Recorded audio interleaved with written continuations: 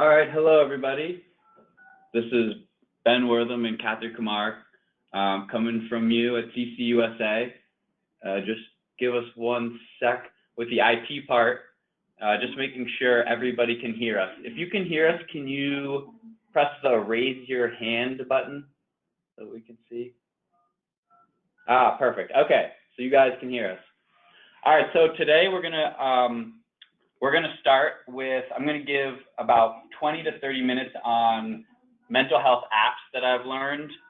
And then we're gonna go into a conversation about what's working for you in telehealth and maybe some challenges. And then we're gonna go into the workings of our up and coming website and stuff we're adding to it, and show you how to access the meeting minutes online. So we're gonna go ahead and get started. And once I'm through, we will unmute all the mics for you, and everyone will all be live together.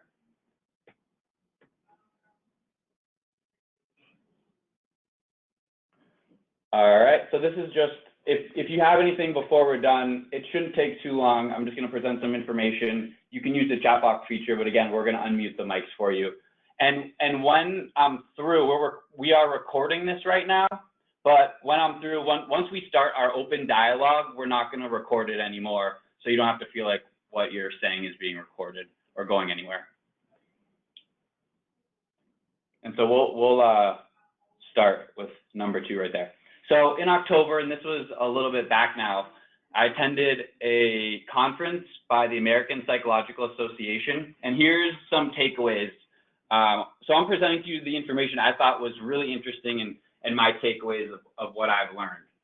And feel free to share what you've learned after this. So the app market is booming. There's right now 300,000 health apps available, and that was as of October. And they said then that in the next year, there was going to be 600,000 plus in the next year. A lot of them are quality, and a lot of them, as we're learning, are not. And so this section I went to was the Defense Health Agency, and they created the original tool for the medical topic rating. And their job literally is to collect apps and rate them.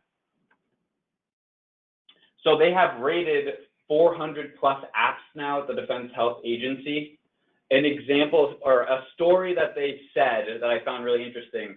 So they took their 10 favorite apps, and less than a year later, when they went back to see these 10 apps, 5 of the 10 apps were no longer available for them to access, meaning they went away. So the gold standard that they presented for an app, which makes sense, is evidence-based, claims to be evidence-based or is evidence-based, and has 3 to 5 years of a randomized controlled trial. Now, the problem with all these mental health apps is that the 3 to 5 years of a randomized controlled trial means they have to do this in 3 to 5 years. Most of the time, these apps are given money by startups, and they don't have 3 to 5 years to produce the results, and they have to give something to their funders a lot sooner, and that's just something to be aware of. A horror story that one of the presenters gave was, this is a direct quote, "One app advertised curing breast cancer by nutrition only." And this is very common sense, but use the apps before your patients do, was their 101 about that situation. And Cyber Guide is out of Irvine, California, and it's another trusted entity that rates mental health apps. So the best sources from this conference that they recommend for mental health apps and just health apps in general are APA, government, SAMHSA, and the VA. And so what I did, I'll just finish this real quick. So many of the quality apps have translator features, and then they made a point to talking about the notifications, because the notifications are important, which just in general makes sense. Like, we all get to our phones if we're not using an app and we have the notifications on, it might send you an alert that you haven't used in a while, and that's important for this. So I went through what they recommended and actually really did like it. So the APA mental health apps, let me go through. So and let me show you. So this is the APA Mental Health Apps site, and we'll put this up online so you guys can have these links. So here is, can you guys see? Let me see. See if I can. I'm going to try to minimize this for a second. All right. So I think you can all see my screen. So this is the APA, American Psychological Association, and these are the apps that they recommend, and you can take a look through. And then let's just go down here for a second.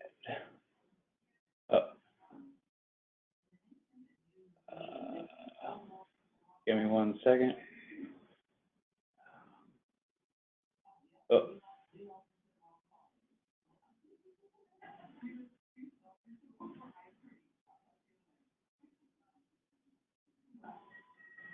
And so then let me show you SAMHSA, which is right here.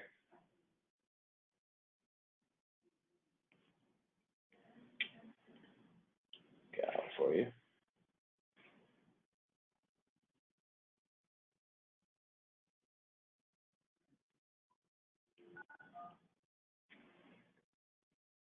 All right, this is SAMHSA right here. And this site, if you click on the link in the PowerPoint, sorry, it's not directly, it's taking a second. So here are the mobile apps at SAMHSA are all free on their site that you can take a look at.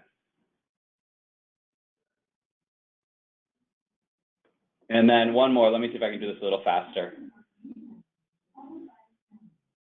Let's see.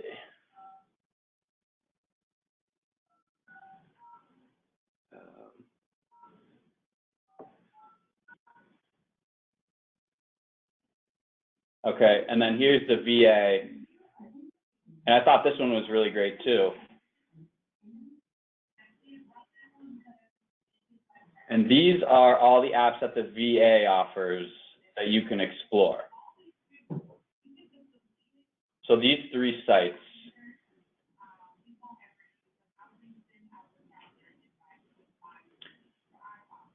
And so here, so what I did is I took one example from all 3. And so this one was my favorite one, very practical. This is in the first one, so in the APA link, and it's called Breathe to Relax. And I took screenshots of what it was. So it's totally free. And so if you look on the right side, if you're using this with your clients, you say how you're feeling right now, relaxed or stressed, see that right side, and if the person's real stressed, they'll put that bar all the way to the right. It's this simple, it's a very simple app. And so let's say you put it all the way to the right, and then it'll say how you're feeling right then and there on that day. And then it'll actually have this bar that moves, exhale, inhale. I think it's about 16 rounds of 7 seconds in, 7 seconds out. And then the bar pops up afterwards to say how you're feeling now. And sort of just a reminder, very simple, but when I was in New Orleans with my boss, who was a psychiatrist, he would always talk about this and want something super simple like this for your clients. So then one of the ones I found on the SAMHSA website was this, just the Suicide Safe app that's totally free. And if they have this app on their phone, this is a screenshot. That's what the app looks like on the right. And then the screenshot of what the front looks like. So if they're anywhere, if it's someone who needs services, anywhere they are in the United States, if they log in, they can see this behavioral health treatment services locator, as long as the crisis line and training and services. So again, I thought it was just super practical, something that somebody might actually use. And then this one is from the VA website. And this again are, I think, 4 screenshots I took from the app. So if you're looking, as an example, on the way left side is the very front of the app. I believe this one is totally free as well. And it has anger log, learn, tools, that screen. If you click on, let's say you want to do deep breathing, you'd click on deep breathing, and then over on the top right, it would ask you, how angry do you feel? you'd then say how you're feeling, and it would keep track on that day. And then it would go to an audio guided meditation to help you with the deep breathing. And same thing with the muscle relaxation for the audio guided. I think there's even, it even goes up farther than 3-minute ones, but I see that one was a 1-minute one. So anyways, I thought this was super practical as well, and an easy way to keep track and sort of work with your clients with this app. So these next two apps, so I reached out to my boss, Dr. Rigamer, who is the medical director for years at Catholic Charities New Orleans, and he was my boss for 7 years, and asked him, with his patients, what were the main apps, what apps worked with patients, and what was very common that you used? And he had two. He said Calm and Insight Timer. So I downloaded Calm app and Insight Timer, and these looked pretty big online too when I was researching. And this right here, well, this is just a basic meditation, breathing exercises, sleep, mood check-in, body scan. And then you can see this is what the setup looks like. These are, again, screenshots I took.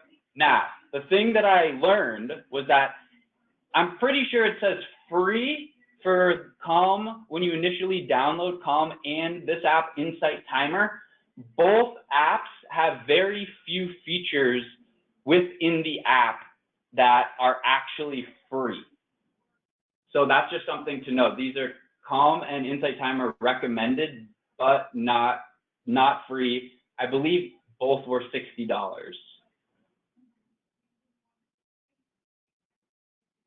So to bring this all back, just to research and studies, I just want to bring it back real quick to a study I found that came out in 2018. And the title of it, Do Mental Health Mobile Apps Work? Evidence and Recommendations for Designing High-Efficacy Mental Health Mobile Apps.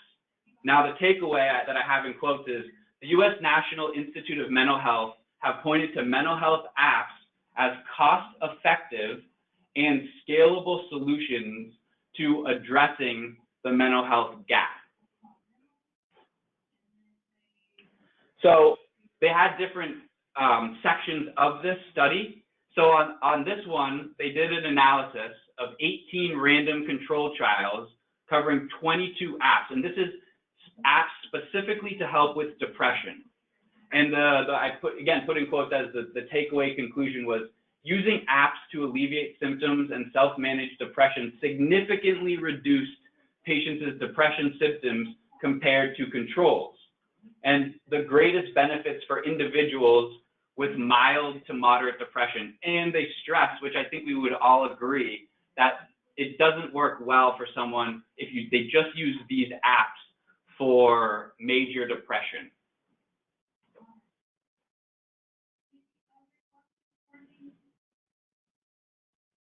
And so this next one, so again, they looked at now apps that just specifically focused on anxiety. And on this one, they looked at 9 random control trials with apps helping with anxiety. And so this is the takeaway from this is users experience reductions in total anxiety after using anxiety treatment apps. And I think that makes sense. And I think this also makes sense. Best paired when face-to-face or internet-based therapy. So not just using the apps, but using the apps and having your counseling and clinical sessions with the patient. And so the takeaway for this is replacing outpatient patient therapist sessions with a mobile app resulted in no significant loss of treatment efficacy. So pairing it with your counseling really had no negative effect with the counseling. And so P is highly statistically significant in this one. And so less than 1 out of so this is one, there's only 1 in 1,000 chance that this is wrong in terms of these results right here, which I thought was pretty amazing. And so my takeaways, as we're jumping in and learning about all these apps, these mental health apps, and now there's about to be 600,000 of them available to us, is that many of them say free. In fact, almost all of them say free, but once you actually log in, you're not going to know how much it costs. And so I'm going to stop. Well, I won't stop recording just yet. I'll keep it going so we can have, if you guys have any recommendations for your stuff, and let me just bear with us. This is the first time since that we're doing the IT end of this as well.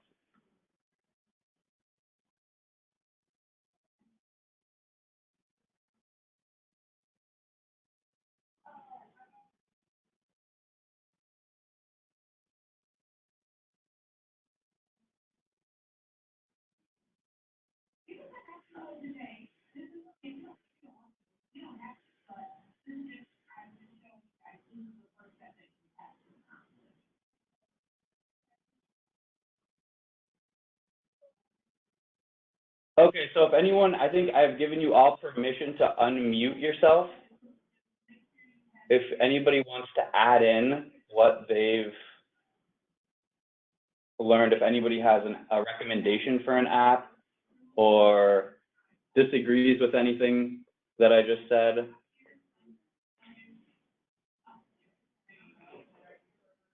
All right. All right, well, I'm going to go ahead and stop recording. Take yourself off of mute at any point and jump in. Hello, this is Matthew from Catholic Charities in Diocese of Venice down in Florida. Hey, Matthew. Hey, Matthew. And I just wanted to, I do some outside of Catholic Charities, but with my counselors inside Catholic Charities and the contractors, we do quite a bit of cognitive therapy, like memory enhancement tools, as well as some of these apps.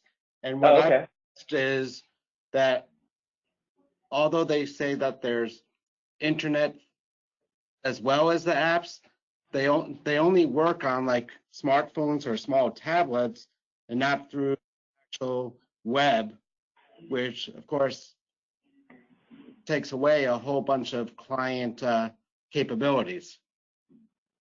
Gotcha. And I even asked a few of them, such as I think it was cognitive focus or constant therapy is one of them, where I asked them, why is it not web-based?